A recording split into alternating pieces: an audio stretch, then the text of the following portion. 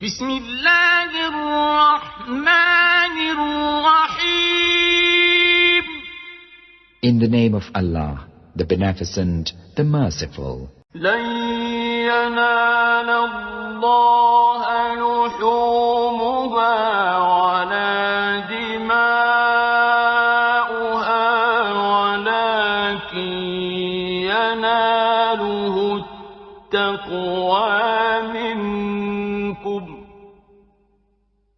كذلك سخرها لكم لتكبروا الله على ما هداكم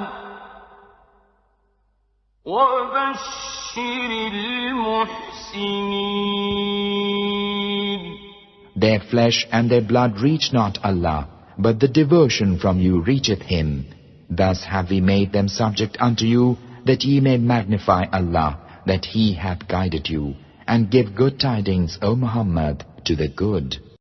بسم اللہ الرحمن الرحیم.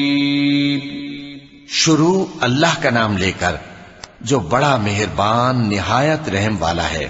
اللہ تک نہ ان کا گوشت پہنچتا ہے اور نہ خون، بلکہ اس تک تمہاری پرہیزگاری پہنچتی ہے. اسی طرح اللہ نے ان کو تمہارے زیر فرمان کر دیا ہے تاکہ اس بات کے بدلے کہ اس نے تم کو ہدایت بخشی ہے اسے بزرگی سے یاد کرو، اور اے پیغمبر نیکوکاروں کو خوشخبری سنا دو. سامعین، اب اس آیت کی تفسیر سماعت کیجیے. تقوی کی فضیلت. ارشاد ہوتا ہے کہ قربانیوں کے وقت اللہ کا نام بڑائی سے لیا جائے، اسی لیے قربانیاں مقرر ہوئی ہیں کہ خالق رازق معبود برحق اللہ کا حکم مانا جائے، نہ کہ قربانیوں کے گوشت و خون سے اللہ کو کوئی نفع ہوتا ہو. اللہ تعالیٰ ساری مخلوق سے بے نیاز اور کل بندوں سے بے نیاز ہیں. جاہلیت کی بے وقوفیوں میں سے ایک یہ بھی تھی کہ قربانی کے جانور کا گوشت اپنے بتوں کے سامنے رکھ دیتے تھے اور ان پر خون کا چھینٹا دیتے تھے. یہ بھی دستور تھا کہ بیت اللہ پر قربانی کا خون چھڑکتے. مسلمان ہو کر صحابہ رضی اللہ عنہم نے ایسا کرنے کے بارے میں سوال کیا، جس پر یہ آیت اتری کہ اللہ تو تقوی کو دیکھتے ہیں، اسی کو قبول فرماتے ہیں اور اسی پر بدلہ عنایت فرماتے ہیں. چنانچہ صحیح مسلم میں ہے، رسول اللہ صلی اللہ علیہ وسلم نے فرمایا کہ اللہ تعالیٰ تمہاری صورتوں کو نہیں دیکھتے، نہ ان کی نظریں تمہارے مال پر ہیں، بلکہ اللہ کی نگاہیں تمہارے دلوں پر اور تمہارے اعمال پر ہیں. اس کا بھی مطلب یہی ہے کہ خون کا قطرہ الگ ہوتے ہی قربانی مقبول ہو جاتی ہے. واللہ اعلم. عامر شعبی رحمہ اللہ سے قربانی کی کھالوں کی نسبت پوچھا گیا تو فرمایا اللہ کو گوشت و خون نہیں پہنچتا، اگر چاہو بیچ دو، اگر چاہو خود رکھ لو، اگر چاہو اللہ کی راہ میں دے دو. اسی لیے اللہ تعالیٰ نے ان جانوروں کو تمہارے قبضے میں کر دیا ہے کہ تم اللہ کے دین اور اللہ کی شریعت کی راہ پا کر اللہ کی مرضی کے کام کرو اور نامرضی کے کاموں سے رک جاؤ اور اللہ کی عظمت و کبریائی بیان کرو. جو لوگ نیک کار ہیں، حدود الہی کے پابند ہیں، شریعت کے عامل ہیں، رسولوں کو سچا جانتے ہیں، وہ مستحق مبارکباد اور لائق خوشخبری ہیں. امام مالک و سفیان ثوری رحمہ اللہ کا قول ہے کہ جس کے پاس نصاب زکوٰۃ جتنا مال ہو اس پر قربانی واجب ہے. چنانچہ مسند احمد میں صحیح حدیث ہے، رسول اللہ نے فرمایا کہ جسے وسعت ہو اور قربانی نہ کرے تو وہ ہماری عیدگاہ کے قریب بھی نہ آئے. امام شافعی اور امام احمد رحمہ اللہ کا مذہب ہے کہ قربانی واجب و فرض نہیں بلکہ مستحب ہے.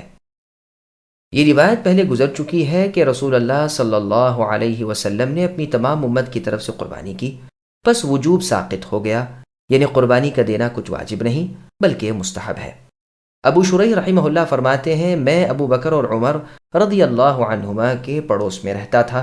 یہ دونوں بزرگ قربانی نہیں کرتے تھے اس ڈر سے کہ لوگ ان کی اقتدا کریں گے. بعض لوگ کہتے ہیں کہ قربانی سنت کفایہ ہے، جبکہ محلے میں سے یا گلی میں سے یا گھر میں سے کسی ایک نے کر لی، باقی سب پر سے ہٹ گئی، اس لیے کہ مقصود صرف شعار کا ظاہر کرنا ہے. سنن ترمذی میں ہے، ابو ایوب انصاری رضی اللہ عنہ فرماتے ہیں صحابہ رضی اللہ عنہم رسول اللہ صلی اللہ علیہ وسلم کی موجودگی میں اپنے پورے گھر کی طرف سے ایک بکری اللہ کی راہ میں ذبح کر دیا کرتے تھے اور خود بھی کھاتے، اوروں کو بھی کھلاتے. پھر لوگوں نے اس میں وہ کر لیا ہے جو تم دیکھ رہے ہو. اور صحیح بخاری میں عبداللہ ابن ہشام رحمہ اللہ سے مروی ہے، وہ اپنی اور اپنے گھر والوں کی طرف سے ایک بکری کی قربانی کیا کرتے تھے. اب قربانی کے جانور کی عمر کا بیان ملاحظہ ہو. صحیح مسلم میں ہے، رسول اللہ صلی اللہ علیہ وسلم فرماتے ہیں، نہ ذبح کرو مگر مسنہ بجز اس صورت کے کہ وہ تم پر بھاری پڑ جائے، تو پھر بھیڑ کا بچہ بھی 6 ماہ کا ذبح کر سکتے ہو۔ زہری رحمہ اللہ تو کہتے ہیں کہ جذع یعنی 6 ماہ کا کوئی جانور قربانی میں کام آ ہی نہیں سکتا، اور اس کے بالمقابل اوزاعی رحمہ اللہ کا مذہب ہے ہر جانور کا جذع کافی ہے، لیکن یہ دونوں قول افراد تفریط والے ہیں۔ جمہور کا مذہب یہ ہے کہ اونٹ، گائے، بکری تو وہ جائز ہے جو ثنا ہو، اور بھیڑ کا 6 ماہ کا بھی جائز ہے۔ اونٹ تو ثنا ہوتا ہے جب 5 سال کر کے چھٹے میں لگ جائے، اور گائے جب 2 سال پورے کر کے تیسرے میں لگ جائے، اور یہ بھی کہا گیا ہے کہ 3 گزار کر چوتھے میں لگ گئی ہو، اور بکری کا ثنا وہ ہے جو 2 سال گزار چکا ہو، اور جذع کہتے ہیں اسے جو سال بھر کا ہو گیا ہو، اور کہا گیا ہے جو 10 ماہ کا ہو، ایک قول ہے جو 8 ماہ کا ہو، ایک قول ہے جو 6 ماہ کا ہو۔ اس سے کم مدت کا کوئی قول نہیں۔ اس سے کم عمر والے کو حمل کہتے ہیں، جب تک کہ اس کی پیٹھ پر بال کھڑے ہوں اور بال لیٹ جائیں اور دونوں جانب جھک جائیں تو اسے جذع کہا جاتا ہے، واللہ اعلم۔